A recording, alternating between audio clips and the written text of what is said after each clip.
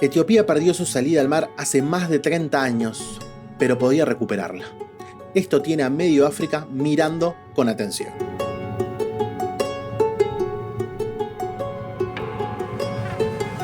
Etiopía, el segundo país más poblado de África, es una potencia sin mar.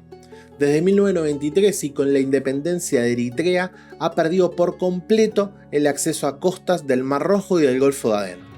Esto lo lleva a depender casi exclusivamente de Djibouti, haciendo que tenga que pagar altísimas tasas portuarias por cada contenedor que entra y que sale. Obviamente el gobierno etíope no se resigna y mantiene ciertas relaciones y negociaciones con Somalia, con Somalilandia y además algunas tensiones con el propio Eritrea.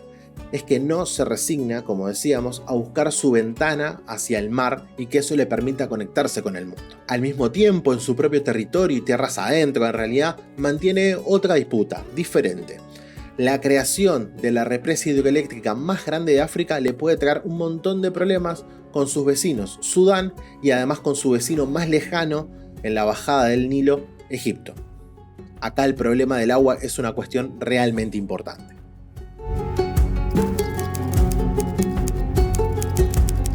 Como decíamos, durante siglos Etiopía fue un imperio con acceso al mar. Esa independencia de Eritrea en 1993 cortó por completo su conexión con el exterior vía marítima. Etiopía pasó a ser un país sin litoral y obviamente depende más o menos entre el 90 y el 95% de su comercio con el puerto de Djibouti. Ese corredor Addis Abeba-Djibouti es vital. El año pasado el 95% de las importaciones y exportaciones etíopes pasaron por ahí. Para que tengan una idea, 3.4 millones de toneladas de mercancía fueron las que tenían o procedencia o destino etíope. A cambio de esto, Etiopía tiene que pagar cientos de millones de dólares en tarifas portuarias y logísticas, lo que claramente afecta su competitividad. Por eso, el gobierno etíope lleva años buscando alternativas. La más reciente fue el acuerdo firmado en enero de 2024 con Somalilandia, una región autónoma del norte de Somalia que se autoproclama independiente. El memorando de entendimiento permite a Etiopía arrendar unos 20 kilómetros de costa en el Golfo de Adén, cerca del puerto de Berbera. A cambio, Etiopía se comprometió a considerar el reconocimiento de la independencia de Somalilandia en un futuro. El anuncio provocó una reacción inmediata en Somalia, que dice que obviamente Somalilandia es parte de su territorio y que este tipo de acuerdo violaba la soberanía y que no lo iba a aceptar. En ese sentido, los países vecinos, la Unión Africana y hasta la Liga Árabe intercedieron para bajar un poco las aguas, nunca mejor dicho, a esta cuestión. No obstante, el mensaje de Addis Abeba es muy claro.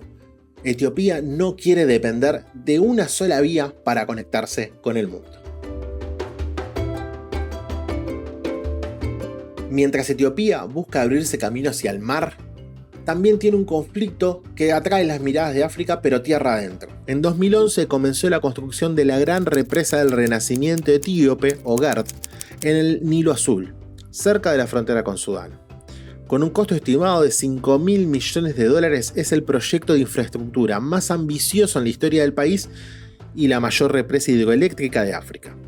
La GERD tiene como capacidad instalada unos 5.150 megavatios y un embalse capaz de retener 74.000 millones de metros cúbicos de agua. Para que lo entiendan bien, es el output aproximado de 3 reactores nucleares medios y además podría abastecer a decenas de millones de hogares, tanto de Etiopía como de países vecinos, como Kenia, Sudán o Djibouti.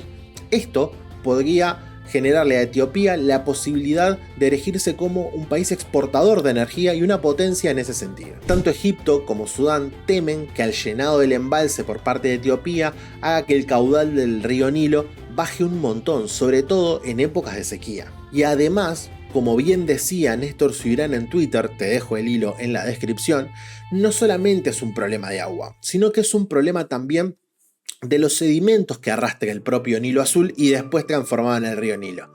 Las tierras fértiles que tanto tiene Sudán como Egipto y que son parte de su producción agropecuaria dependen un montón de ese arrastre de sedimentos que hace el propio Nilo y que son milenarios en esa zona. Esto ha llevado a que las negociaciones entre los 3 países, Etiopía, Sudán y Egipto, todavía sigan adelante. Llevan más de una década haciéndolo porque no hay ninguna cuestión vinculante en relación a el llenado del embalse y a la liberación del agua, sobre todo en tiempos de sequía.